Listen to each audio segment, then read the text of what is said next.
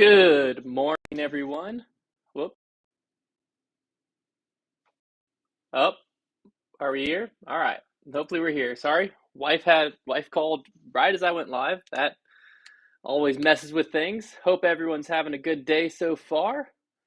All right. Looks like we're good on Instagram. Instagram, let me know if my audio is good because I just got a phone call and that could sometimes just jack everything up. So, um, same to you on YouTube because it also came through on my computer. But hope everyone's having a good morning here. I do have coffee this week. Actually, I didn't even order a big cup. I ordered what I normally get, my normal drip. This is from yesterday. And I got a 16-ounce drip this morning. I don't know what the drip was. I don't know what the coffee was. Adam was asking me what their coffee is. It's typically a Brazil base, if I'm not mistaken. And then they mix in or Guatemala base, one or the other. And it's typically blended with like some type of African coffee. But I don't know. Didn't ask today. Just sent it. Asked for it. Just got the drip. So not sure what I'm working with, but it's good. As we wait for more and more people to roll in here, I wanted to highlight the disc releases happening this week. We have the UNC stamped Prodigy hitting the site. The Duke stamp dropped last week. UNC has to drop this week. It's just, we had to do it, mainly because Trevor's a UNC fan. So if it were up to me, we wouldn't have UNC disc. But if you're a UNC fan or you just don't like me, UNC stamped Prodigy's on the site.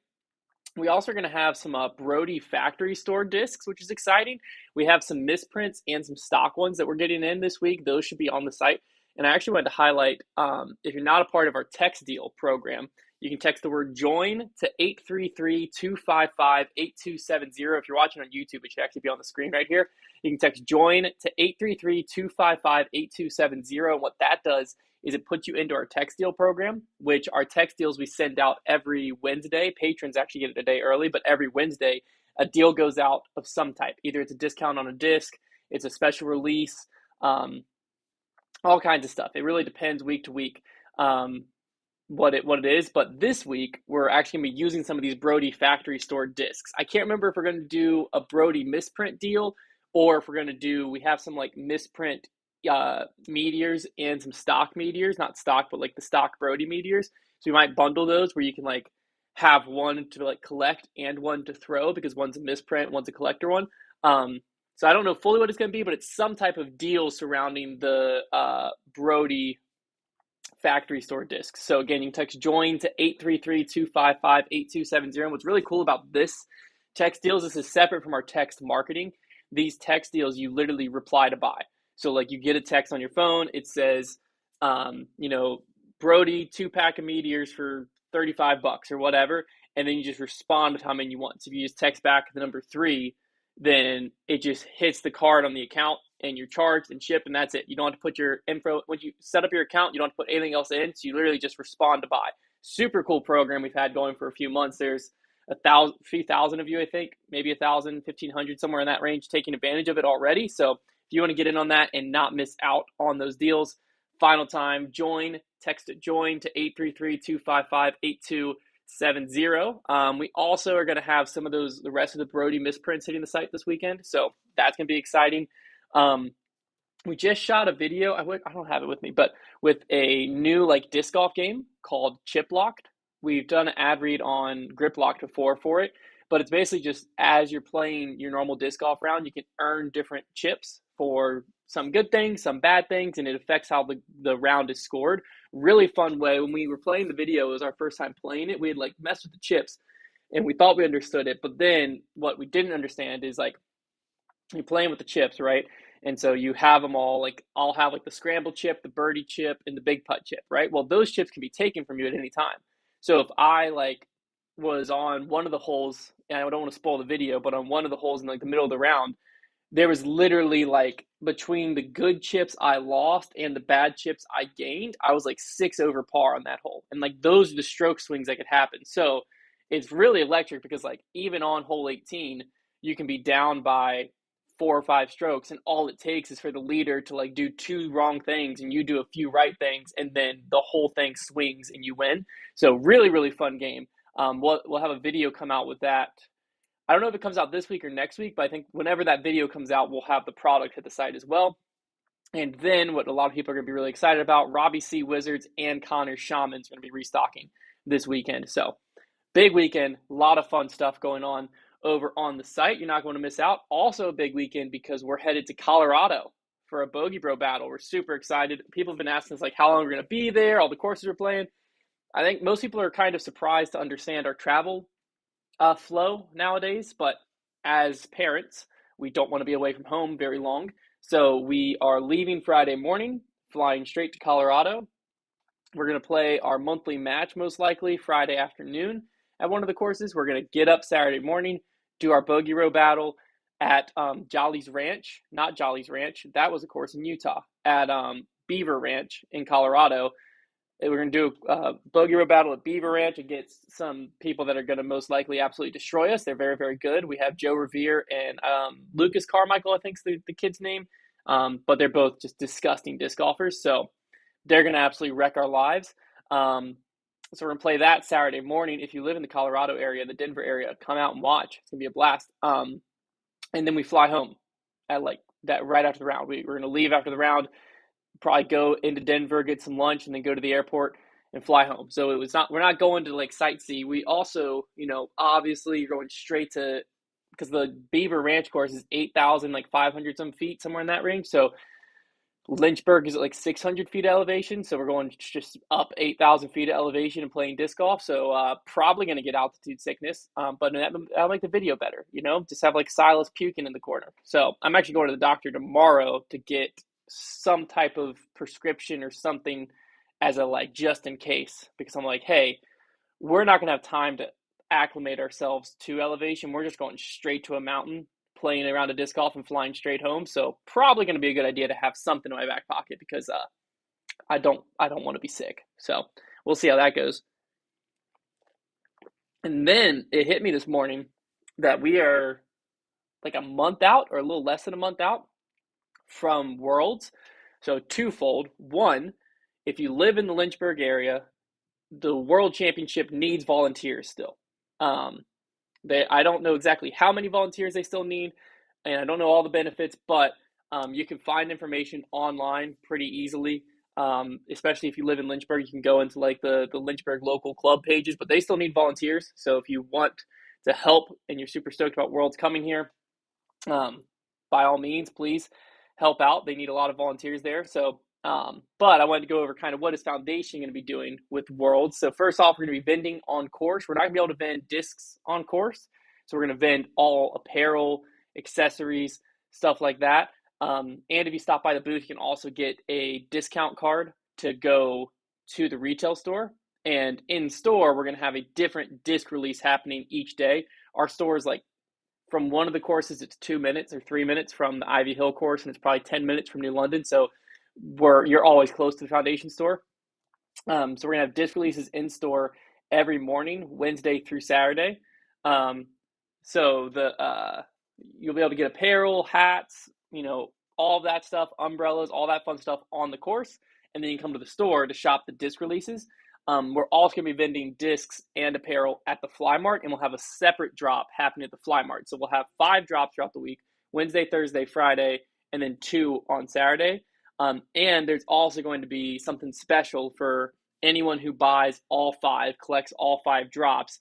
I don't remember exactly what it's going to be. I don't remember if it's another disc or what the plan was, but you will then earn an additional thing. So if you collect all 5, then you unlock something new, which is exciting there.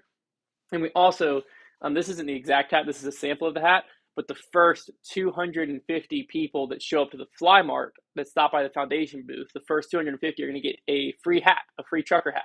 So this was the sample we got in. The hats are actually at the warehouse, but first 250 people at the Fly Mart are actually just going to get a hat for free, which is important because if you wear a piece of Foundation apparel at all on Sunday at the course or in the store, if you wear Foundation apparel, you're going to get a discount. So there's going to be a disc. You can, shop in store or at the booth. You rock any type of Foundation gear, you're going to get a discount there. I don't remember exactly what the discount we landed on. I think it's going to be close to like 15%, but really excited because we want final day Worlds, selfishly. We think it'd be sick to be able to look out in the crowd and just see hundreds of people rocking Foundation gear. I just think that would be awesome. So obviously what we're going to do then is if you wear Foundation gear, you get a discount.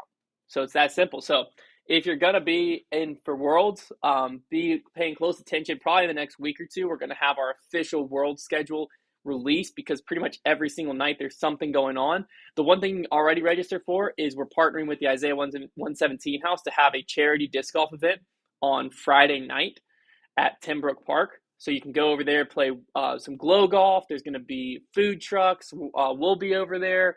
All kinds of fun stuff going on. So you can already register for that. You can find it on Disc Golf Scene. Just search like Isaiah 117 House. Actually, I don't know what it's called, but I think it's Isaiah 117 House Tournament, something like that. You'll be able to find it over on Disc Golf Scene. We're going to be pushing all of this here in the next few weeks. But very, very sick. So we're very excited about Worlds. A lot of fun stuff going on. We're even going to have a pizza party disc swap at our store one of the nights.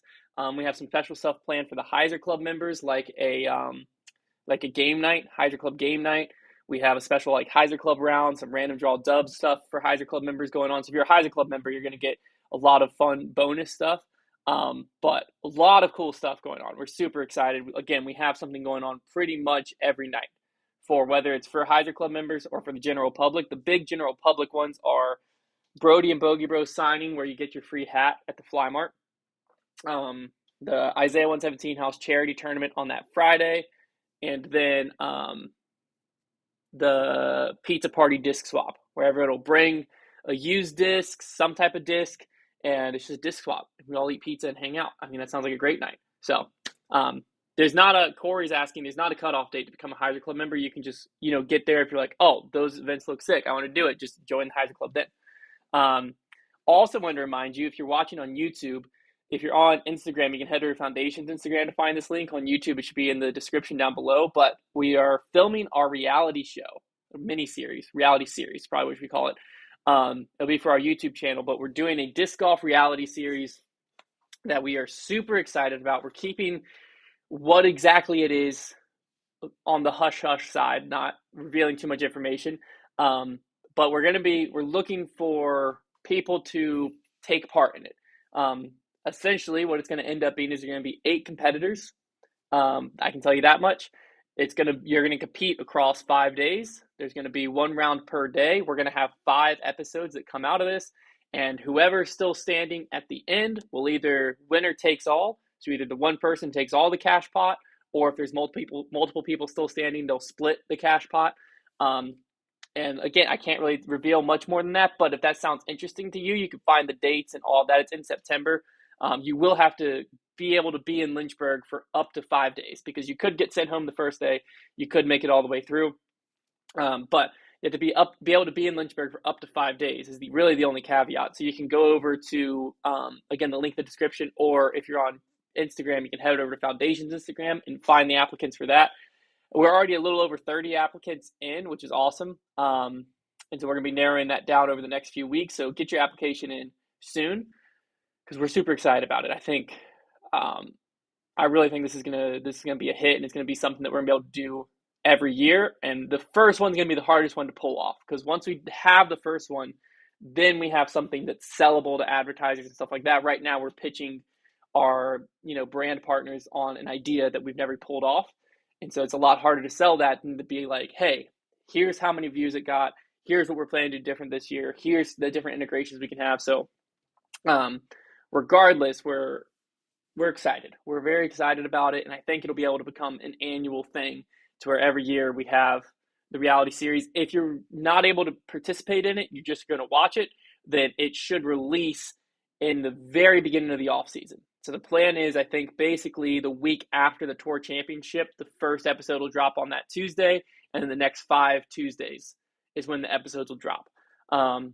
So we're very, very excited about it. We had the idea back in like January. We've spent the last several months planning it out, figuring out as much details as we can. And now we're at the next part where we need to start casting and getting people locked in and ready to do this thing. So very excited there. And the final thing I wanted to mention before we get some questions going is we're starting we wanted to like reignite. Where's the application again? Good question, Alex. If you're on YouTube, which you are, it's in the description of this live stream. It should say like reality show application, or on Foundation's Instagram, the Foundation Disc Golf Instagram. There's like a link in the bio for that. But Discord, if you haven't joined our Discord, please do so. We're like 13,000 strong somewhere in there in Discord, which is awesome. It's a great spot just to like go hang out, talk to a bunch of other disc golfers. But what we're starting to do, the first one's going to be tomorrow, is to kind of reignite, get a lot more interaction from us in the Discord. We're going to start doing lunch breaks, foundation, basically just lunch break. I don't know. I call this coffee breaks. I didn't want to call it lunch break, but it's the best name. So basically, for an hour once a month, a foundation staff member, the first one's me, is going to hop in Discord and just hang out. We'll probably use the stage platform in there. So we can just hang out, answer questions, talk about whatever's going on in the disc golf world, talk about whatever. But if you're looking for a disc golf community, you're looking for just people who also love disc golf, regardless of the lunch break, if you can make it tomorrow at 11 a.m. Eastern or not, it's a great spot to be. So you can check out our Discord. You should be able to go, I think it's discord.gg/foundation disc golf should take you there. Or if you just download the Discord app, we should be a public server where you can search it. So, yeah. All right, let's get some questions going here. Adam said the best trilogy utility flippy disc. It's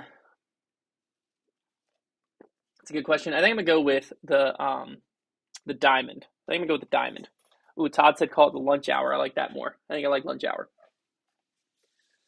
Oh, Shay said if you join the Discord, Robbie C has a challenge going with a giveaway opportunity through the rest of the month. So there's another reason to join Discord. Jason says lunchtime with foundation. I like that too. Let me see. Yeah, people are telling me I got to bring my flippy stuff to Colorado. Definitely a good call. I'm very curious to see what how overstable the Colorado like elevation actually makes stuff, because I've always heard it, right, but I've never experienced it for myself. So I don't know how much I'm changing my bag. I got some flippy stuff in my bag, but I don't know if I need to put like a super flippy disc. I don't know.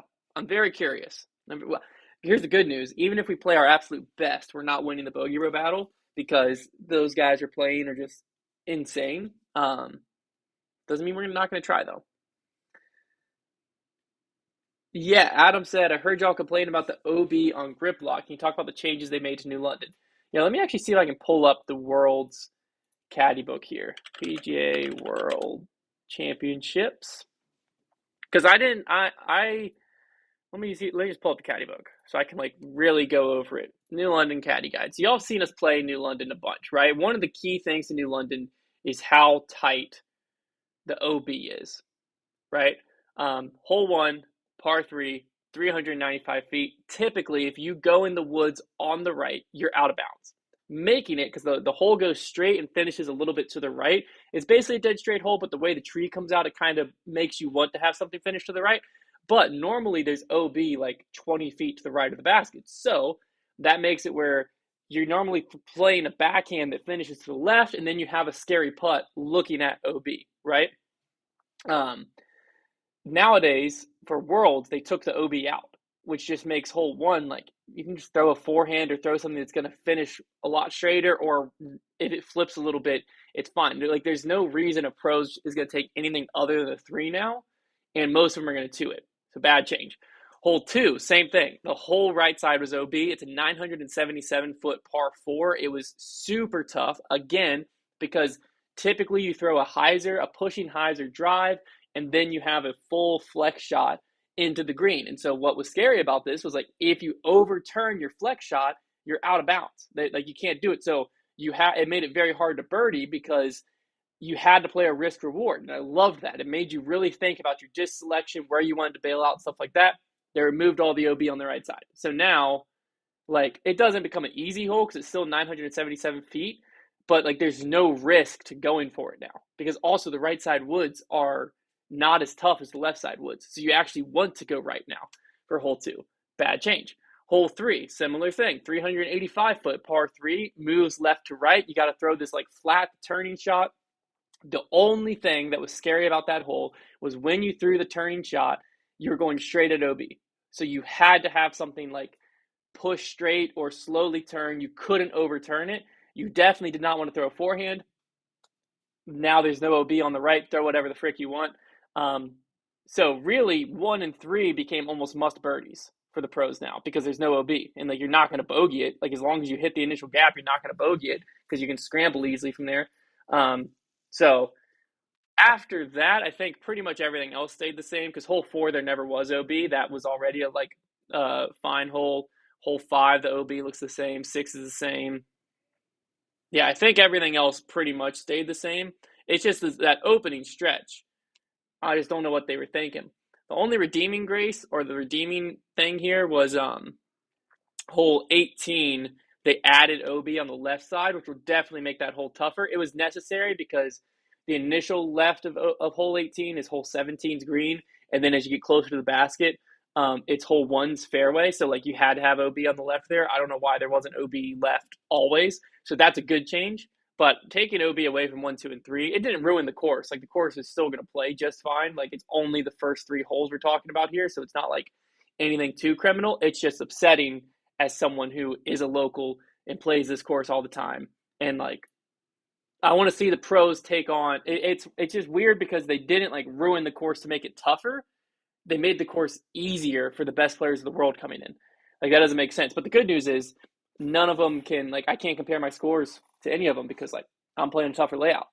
So the foundation layout's just gonna be tougher layout than Worlds, is what it is. You know, we hold the game to a higher standard. Let's see. Any other questions? Look at Instagram here. M. Kent said, "What place do you think Paul finishes at Worlds this year?" After the European Open and watching what he could do there, which we always know, right? Majors, Paul's gonna show up. It's gonna be a different Paul. Everyone always knows that. Um, I don't think anyone's beating Paul at New London. No one knows the course as good as Paul. The course is literally designed for Paul. It was designed by Paul. But like if you were gonna pick a course that like Paul will excel at, it's New London. So it really comes down to Ivy, and I don't see him struggling out there. So I think he's gonna be challenging for the win. I think it'll be similar to the European Open, where like if Gannon has a really good weekend, I don't think Paul will be able to beat him.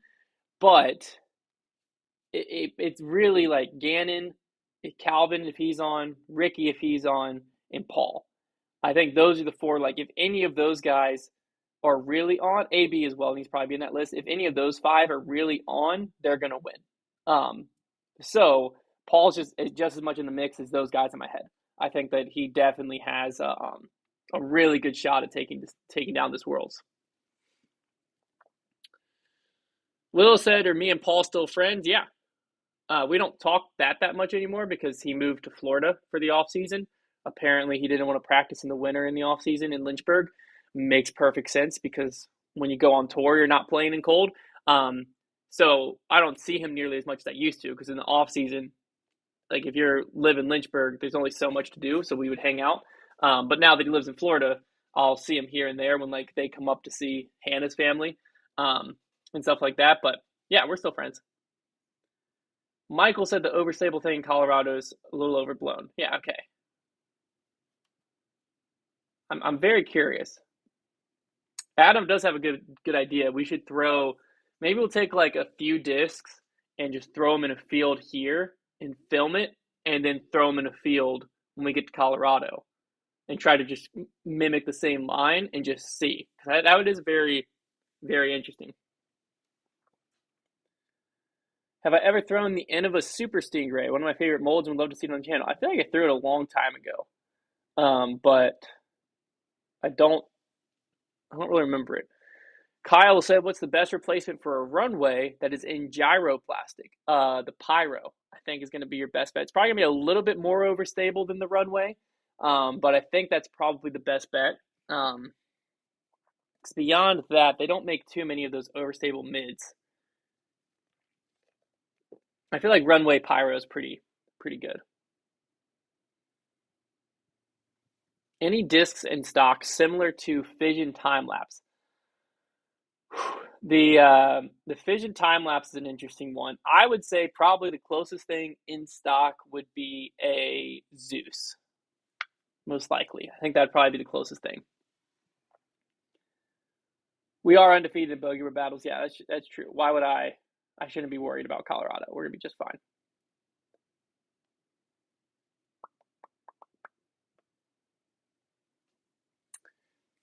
Kent said, any good places to stay in the general area of the courses that are nice and cheapish, planning to make the trek up from Mississippi for Worlds. I would get booking now. The scheduling conflict that they are running into, um, which I don't know how he landed on it, but they made Worlds the same weekend as Liberty's move-in week. So what that means is there's a ton of parents, grandparents, all of that coming to move their kids into college, and therefore the Airbnb, hotel inventory, all of that is getting taken up very quick. So I would book it sooner rather than later. What also means is the hotels in the area know that basically like a bunch of parents are coming to town that week. So whenever that happens, hotel prices go up, because it's like that's how hotels survive in Lynchburg is graduation, homecoming, move-in week, and like stuff like that, or big football games. Like that's how the hotels in Lynchburg make it. So I would say if you look at hotels on Ward's Road, that's going to be the busiest, but that's also your nicest bet because that's going to be 15 minutes from both courses. You'll be able to, you're right in the mix of where like the Target is, Walmart, all restaurants pretty much, chain restaurants are all on that road. So like you'll have a bunch of dinner options, lunch options, all that stuff. Um, I would, if you, there's a more like local type of hotels and stuff downtown. Problem with downtown is it's safe, you'll be fine down there. But the problem with downtown is you're gonna be 25 minutes from Ivy and possibly 30 minutes from New London. That might be a bit of a stretch, but 25 minutes probably from both courses. So you're gonna be a little bit farther out there. Um, you could also look at Bedford. I don't think there's really many hotels in Bedford, but Bedford would be a similar distance as downtown Lynchburg to both the courses, but it's going to be way less packed from people moving into Liberty because it's just not on people's radar. Um, but I know there's a lot of people also that on move-in week, graduation week, stuff like that, that aren't typically Airbnbs. They'll Airbnb their house, so the Airbnb inventory should go up for that week. So, but I would book it sooner rather than later. That's for sure. Todd makes a good point. It was conservation land for holes 1 through 3. Interesting. Now you can walk in there even though it's conservation. Well, what's interesting to me is that land always like they've had like the signs of like that's why the OB was there, but that's where all the trails are for like running and biking and stuff. Like the trails are all cut through there.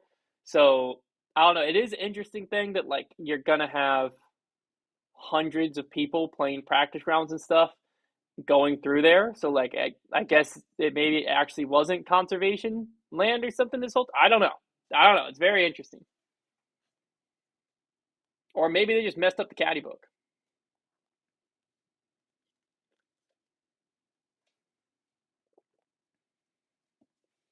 See if there's anything else on here. Shay said, did you catch UC's interview on the Upshot podcast? He claims the PDJ pushed the change to 16 to make the beast because they didn't like TDs asking for bunker exemption for lower tier events. Like, that's the dumbest excuse of all time. Just say no to lower tier events. Don't ruin a high tier event. Like, I don't under. That's why, to me, the Pro Tour, and I understand majors are somewhat different because the majors are owned by the PDGA, but the professional level of golf needs to separate rules wise from the PDGA because there's just some things that at that level of disc golf should be allowed to happen that wouldn't make for the best C tier rules, right? Like stroke and distance should be a completely fine thing to have on the Pro Tour. Bad idea for C tiers, right? The few other things, like maybe they want to extend circle one out to 66 feet so you can't jump putt within 35 footer can't be a jump putt anymore. That could be a great thing to have on the Pro Tour that might not be the best thing at local C tiers. The bunker rule is another example where like that is a great rule that caused a lot of drama down the stretch.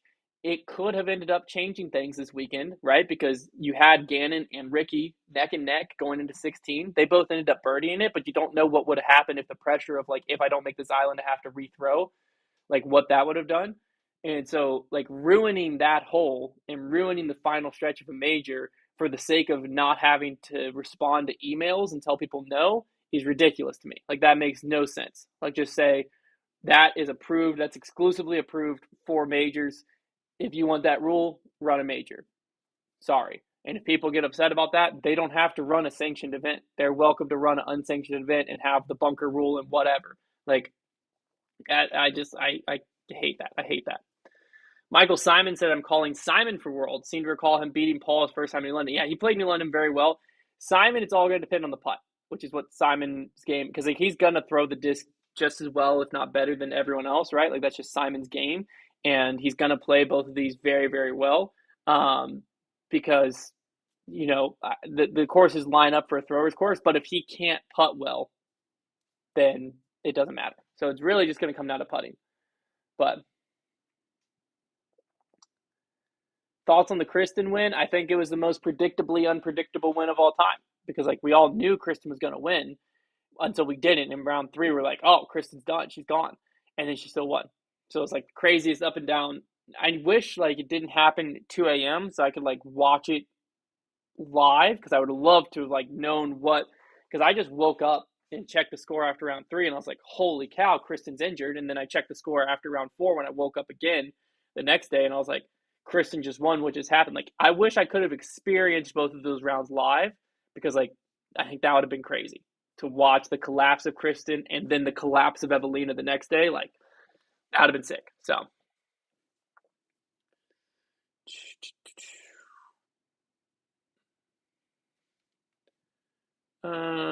catch up on YouTube.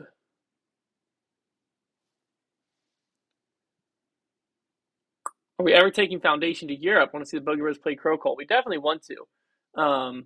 When will it happen? I don't know, but there's a lot of courses over there we definitely want to play. It's just a really big trip. Really big trip. We did the West Coast trip last year. We were gone for 2 weeks. We're not doing that again. But I would love the idea of going to Europe. Shay said, I was ticked the commentator said the rule change didn't affect the event because both Gannon and Ricky made the island. They completely ignored how much more comfortable they were able to be. Yeah, because like that's the thing for me is like if I'm in that situation, I've thrown my drive in bounds. The worst case scenario is I have a 35, 40 footer for par. That's the worst thing that can happen. So like if you're in that situation, then like I think Gannon had 2 strokes on Ricky, if I'm remembering correctly. So Gannon's up by 2.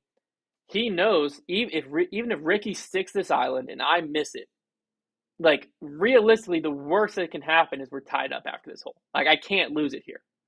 That takes off all the pressure of it versus you had AB the year before. If Gannon had the same rules that AB had to deal with and he missed the island once, well, all of a sudden that can snowball and it can go from I have a 2-stroke lead to I'm down by 5, like that. Like that's you got to put players in those situations. Like you got to have players have to think in disc golf. That's what I don't understand why it feels like a lot of times on the Pro Tour we want players to be able to use instincts and think as little as possible. And that just isn't what the top level of our sport should be, in my opinion. Like, I want players to have to step up to every single shot and have to think of, well, if I throw a forehand here, I'm bringing in this OB or this, these bushes on the right that I don't really want to bring in. I'm going to have to go backhand Annie. I need to think about my landing zone. Like, you got to have players thinking about all that because, like, if we have less OB, more wide open, less elevation changes on the green and stuff like that, then like at what point are players like ever stressed because like they're just be able to step up and just throw stock shots over and over and over and over again with no real penalty if they don't think through something. Like that's why you see certain players excel when they're at a course that makes them think, and certain players fall back because they just aren't used to playing golf. They're just used to going out there and like, oh, I see a basket 350 feet away. This is the shot I'm most comfortable getting there. I throw it, it sticks. Boom. And that's why when there is good course design that brings in where you have to think about the angle your disc is landing on, you have to think about how fast you're throwing into the green, you have to think about the type of skip, you have to think about your shot selection. Then players are so conditioned to have to not think about any of that, that when they do on a good course design, they will call it bad course design and unlucky because instead of throwing an Anheuser that flattened into the hill slope and they were able to match the angle and have a good skip, they threw a spike forehand and it rolled away. And they're like, well, that was sucky course design. No, it made you think. It was great course design because now you threw the wrong shot and you got punished for throwing the wrong shot. Like that's how disc golf's gonna grow. That's how the best players of the world can extend and still be the best. That's why I hate birdie or die courses. It's like the easier you make the game, the more you shrink the skill gap. And sure, that jumbles up scores, but then it makes it where like there's no reward to being the best player in the world. It's very frustrating. I don't understand why people are making these decisions to make the game easier. Like the game needs to be harder, especially at the highest level. Easy level, sure, like as me as an am, I can't score, right? Like I'm not great, but like the separation between me and the top players in the world, like that they can do all that. So the game has to be harder for them. Putting has to be harder for them. All of that has to be harder. It's just very frustrating. That's like my number one pet peeve in disc golf, I think, is that like people keep trying to make the game easy again. It's like, no, we need to keep progressively making the game harder. We're an easy sport. We got to make it harder. Zach Reed said, number one tip on how to improve distance on a throw. It's really hard to know because it all depends on kind of like what tier of distance you're at. For me, I think one of the big things was getting my lower body engaged was one of the big things that took me from like 300 feet up to like 400 feet was really learning the timing between my upper and lower body. And what it was for me was I used to, when I went to throw, I'd have my arm come up and then I'd like bring it down. And what I originally was trying to do was just get my arm by my side. And so Paul told me, throw with your arm in your pocket and that'll help keep your arm down. So I did that, got my arm down. And then what I was able to do is I watched his throw, and what he does to kind of initiate that lower body movement is once he gets to his reach back, he pushes his right arm forward. And I understand it's moving your upper body, but what it does for me is that's my signal, right? I try to reach for my right pocket is how I describe it. That's my signal of it moves my left hip. And you want your left hip and your hips to lead your throw. Like you want that to initiate your the coil because your arm's got to lag behind you. That's how you get snap and that's how you get good distance. And the only way your arm can lag is if your lower body starts your throw and leads your throw. Your arm can then come through, right? And then you can throw with it. But your lower body's got to start that motion if you want to have lag and if you want to have snap. Every single top thrower does it. I've seen some people say that's not how you want to do it. They're just not watching form. So you reach back, and then when you punch, that punch, yes, it moves your upper body, but for me, that is what triggers my lower body. So that's a swing thought that makes sense for me. It might not be a swing thought that makes sense for you, but to me, I think that is one of the key breakthroughs in a lot of people's distance is getting that lower body effectively engaged in the throw, so that once you start coming through, your weight's shifted to your front foot, your hips have started to rotate, and your arms lagging, so then you can have that slingshot effect when you go to throw. So I think that is a big thing that kind of is true for a lot of people that holds people up, but it really depends. You might be throwing 400 and you're already doing that, and then there's other little things you have to work on, but at that point, it depends on, like you could have, everyone has different things they're doing right that get them to 400, and then the things they're doing wrong are very minute that takes them to 450 or 500, which I've never been able to fix that in myself, but yep. Enhanced Flight DG said our elite pro tour players are far too good to not have to think out on these courses. Exactly. Yeah, you can't, like players have to play golf out there. That's what it is. How long until Paul gets his first one of the season? I think Worlds. I think he could do it at Worlds. He could also do it at Ledgestone, to be honest with you. It wouldn't surprise me. Ledgestone wouldn't. But I really think he could win Worlds.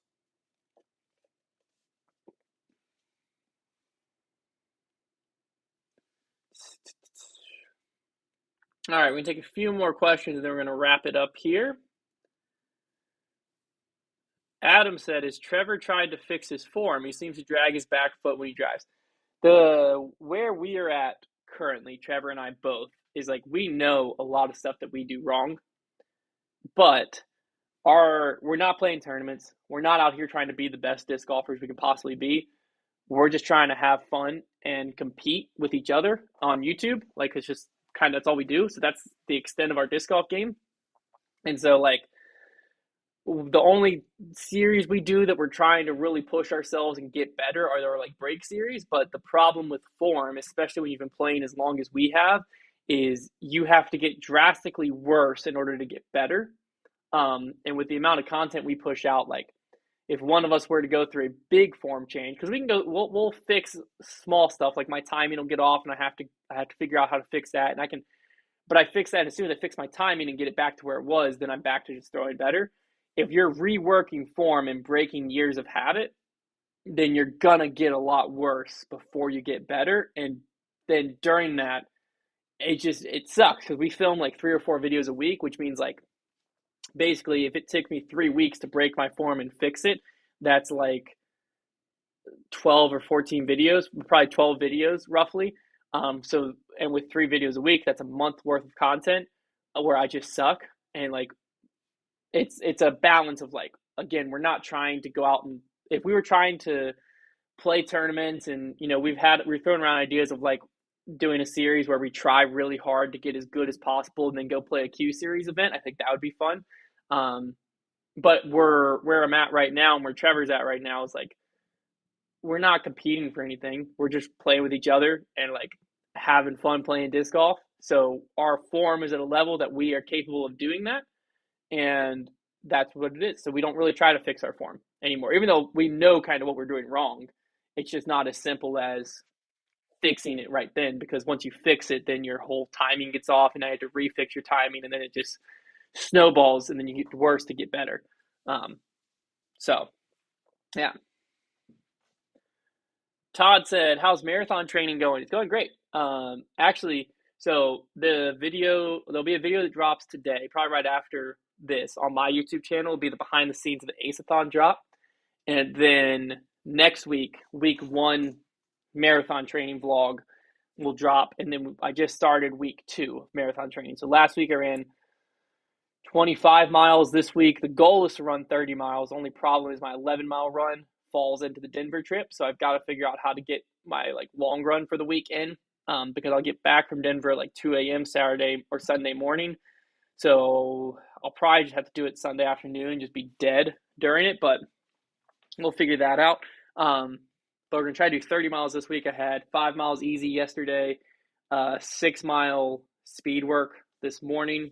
It was like a mile warm up, 10-second, 6 sets of 10-second hill sprints, and then 1.5 miles of just normal running. And then I think it was like 100 meters on, 200 meters off, 6 times repeats, and then 2 miles cool down, I think was my workout I did this morning.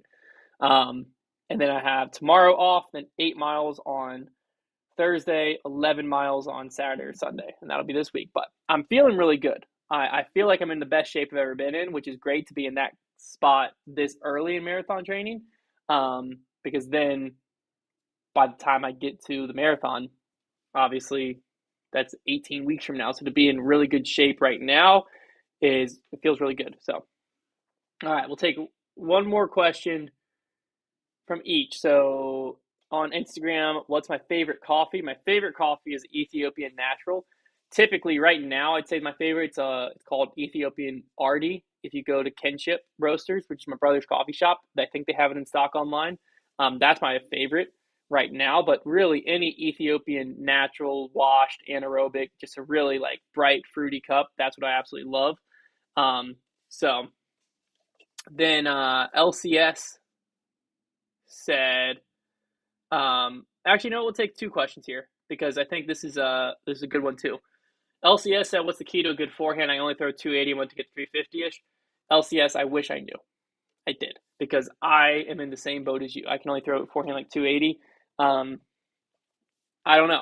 For me, I think my big thing is arm speed. I just don't have it. Never played really arm speed sports. I played basketball, so I didn't play a swinging sport. I can even like my golf swing. I just can't swing a club fast. It just is what it is. So I'm always like 2 clubs down people. But I don't know. So I can't really help you there. Disc Golf Galaxy, he said, is Lucas from the tournament this past weekend. I ran the Commonwealth Games. He won MPO. He said, what's the reasoning behind the fall off of signed players, touring or otherwise, from Foundation? I'm interested from a team and company management standpoint. Is it simply ROI investment for y'all or wanting to allocate those funds elsewhere? This is a good question because we haven't ever really done too much. We have a team. We have an AM team that's mainly composed of like people who are really heavily involved in their community, tournament directors, people that do clinics, stuff like that. Those are the people we work with. So we have a team, I think they're like 15 to 20 players right now. We'll probably reopen applications because, so what happened? Let me just walk you through the whole history. The first ever signed player at Foundation was Emerson Keith, way back in the day. And that was essentially just a affiliate and disc royalty deal. So we did some Emerson Keith Texas Armadillo stamped judges. He got some royalties off of that, and then we would like send him discs for him to like vend at tournaments and stuff like that. And then the next players that we worked with were Valerie Mandahano and Mason Ford, I believe, and it was a similar thing. We just had some custom stamped stuff with them. I think during that time was when at some point there was some issue where we were signed with players and then we switched to having only Discraft and they weren't on Discraft at the time. And so it just kind of didn't work because we had to head a different direction. And then our final player we signed was Gannon Burr. And the reason the Gannon one didn't work out is his whole contract. The whole reason we worked with Gannon was he was 16 at the time, and he was looking for a way to get more funds to get out on the road and play on the Pro Tour.